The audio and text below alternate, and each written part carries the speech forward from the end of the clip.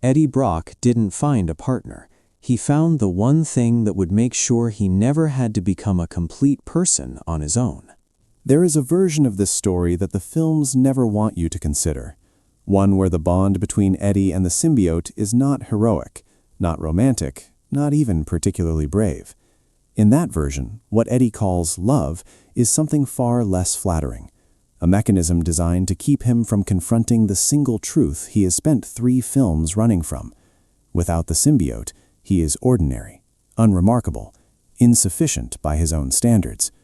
The trilogy frames their connection as something earned, something mutual, something beautiful in its imperfection. The psychology tells a different story entirely. Before the symbiote ever enters his body, Eddie Brock is already a man defined by a specific wound. He loses his career not through bad luck or systemic injustice, but through his own reckless need to be the person who exposes the truth, the man who stands where others will not. That impulse sounds noble in a headline, yet the pattern beneath it reveals something more uncomfortable. Eddie does not pursue journalism because he values accountability. He pursues it because it provides him with an identity that compensates for an internal deficit he has never addressed. When the career collapses, when Anne leaves, when the apartment shrinks and the opportunities dry up, what remains is not a man who has lost his tools, but a man who has lost the only scaffolding that allowed him to believe he was worth something. That distinction matters enormously because it determines everything that follows. The psychological profile here is not complicated once you strip away the superhero framing. Eddie exhibits a consistent avoidance of internal validation. He does not sit with his failures. He chases the next external mechanism that will allow him to bypass the question of whether he, absent any extraordinary circumstance, is enough. His relationship with Anne served that function for a time. His investigative reputation served it for longer. When both disappear, Eddie does not grieve and rebuild. He collapses into stasis, waiting for the next external force that will restore the illusion of competence. The symbiote does not arrive at a random moment. It arrives precisely when Eddie has exhausted every other source of borrowed significance. What the symbiote provides is not power in the conventional superhero sense. It provides something far more psychologically potent, the immediate, total elimination of inadequacy. The moment it bonds with Eddie, every deficit vanishes simultaneously. He is physically invulnerable, capable of feats that dwarf anything his journalism ever achieved, equipped with a companion who literally cannot leave without losing its own survival mechanism. Consider what that means for a man whose core wound is the belief that he is not enough. The symbiote does not challenge that belief. It renders it irrelevant. Eddie never needs to confront his inadequacy because the symbiote ensures he will never experience it again. The films present this as growth, as Eddie learning to share his body and his life with another consciousness, becoming more compassionate and selfless along the way. The psychology beneath that surface tells a fundamentally different story. In codependent relationships, the defining feature is not affection or even attachment. It is the mutual avoidance of individual development. One party provides what the other will not build for themselves, creating a closed loop that feels like intimacy, but functions as stagnation. The symbiote needs a host to survive. Eddie needs external capability to feel whole. Neither party ever outgrows the arrangement, because the arrangement is specifically designed to prevent growth. Framing this dynamic as a love story is not just inaccurate, it is the single largest narrative convenience the trilogy relies on to sustain audience investment across 3 films. Every narrative franchise needs a character engine, the core fear or desire that generates decisions reliably enough to sustain a multi-film arc. For Eddie Brock, that engine is not the fear of death, not the fear of losing Anne, not even the fear of the various villains who threaten him across the trilogy. The engine is simpler and more devastating. Eddie is terrified of being ordinary. He is terrified of waking up in a world where no extraordinary circumstance validates his existence, where he is simply a man with average capabilities and no external mechanism to compensate for the void he feels when he looks at himself honestly. Watch his decisions through this lens instead of the heroism lens the films prefer. When he risks his life against riot, against carnage, against the increasingly dangerous threats of the third film, the narrative frames these moments as courage. The psychological reading is less flattering. Eddie does not fight because he is brave. He fights because the alternative, a life without the symbiote, without the power, without the borrowed identity, is more terrifying to him than physical death. That is not heroism.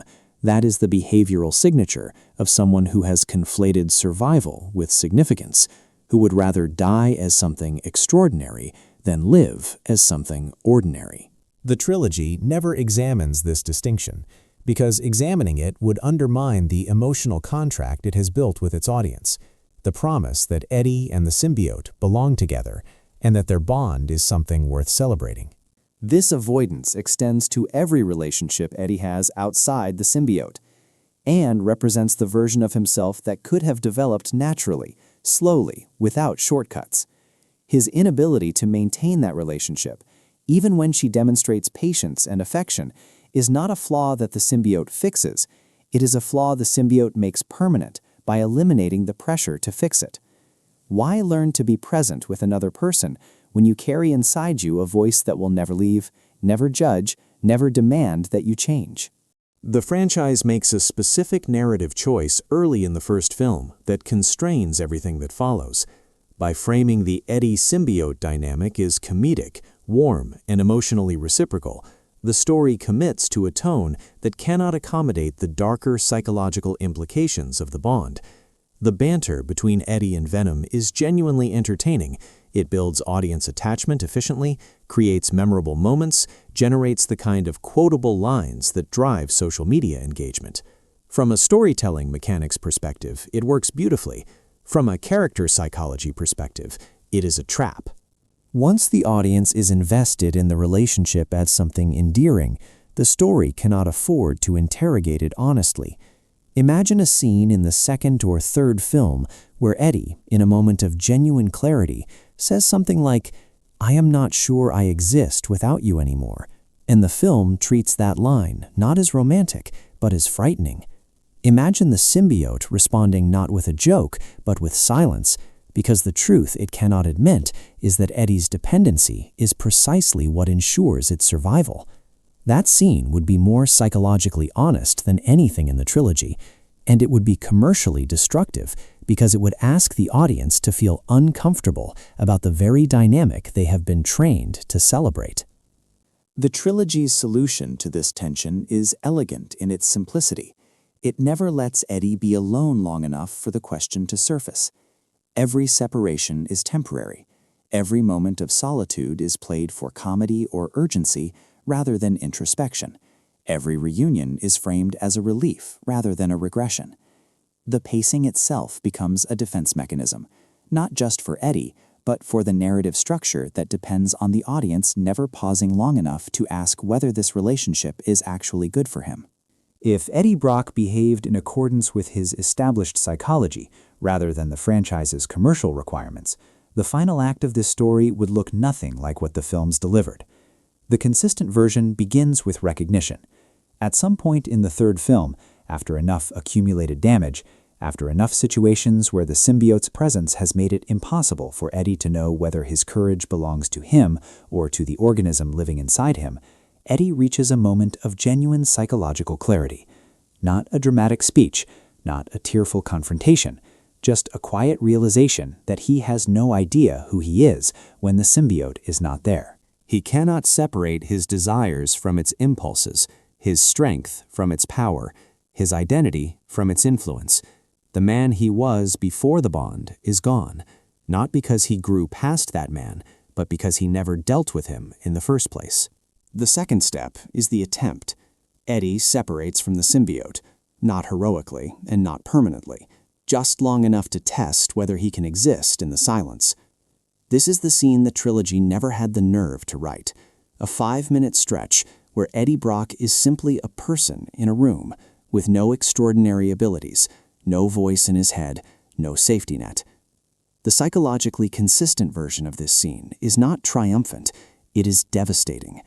Eddie discovers that the inadequacy he felt before the symbiote has not diminished, it has calcified. He has not grown around the wound. He has built a shell over it, using borrowed material. And when that material is removed, the wound is not healed, but fossilized, harder and more permanent than it was the day the symbiote first arrived. The third step is the return, the honest version. Eddie does not reclaim the symbiote through a heroic act or a mutual declaration of love. He reclaims it because he cannot tolerate the emptiness. The bond resumes not with triumphant music and audience catharsis, but with a quiet, slightly haunted acceptance that this is who he is now, someone who chose comfort over the harder, slower, lonelier work of becoming whole on his own. The psychologically consistent ending is not a tragedy in the dramatic sense, it is a tragedy in the clinical sense, the kind where the character makes a rational choice that forecloses the possibility of genuine development, and the audience is left to sit with the weight of what that choice means. What makes this analysis uncomfortable is not that it reframes Eddie Brock as weak, it is that it reframes the audience's attachment as complicit. The franchise trains its viewers to want the reunion, to feel relief when Eddie and the symbiote are together again, to experience their separation as loss rather than opportunity. That emotional architecture mirrors the very codependency it refuses to examine, a feedback loop where the audience's desire for the characters to stay together becomes the justification for never questioning whether they should. This pattern is not unique to this franchise. Across contemporary genre storytelling, there is a consistent tendency to reward characters for finding external sources of power, identity, or completion rather than developing those qualities independently. The orphan who discovers they are secretly royalty, the ordinary person who gains extraordinary abilities, the loner who finds a partner so perfectly complementary that individual growth becomes unnecessary. These are satisfying story shapes, deeply rooted in mythological tradition, and they are psychologically convenient in a way that deserves scrutiny. The gap between what feels right as a narrative resolution and what is honest as a psychological portrait is exactly where the most interesting analysis lives, and it is exactly the gap that most franchise storytelling is designed to prevent the audience from noticing. The symbiote did not ruin Eddie Brock. It did something far more precise. It removed every reason he had left to save himself. The most honest version of this story is not about finding your other half. It is about admitting you chose to stop looking for yourself.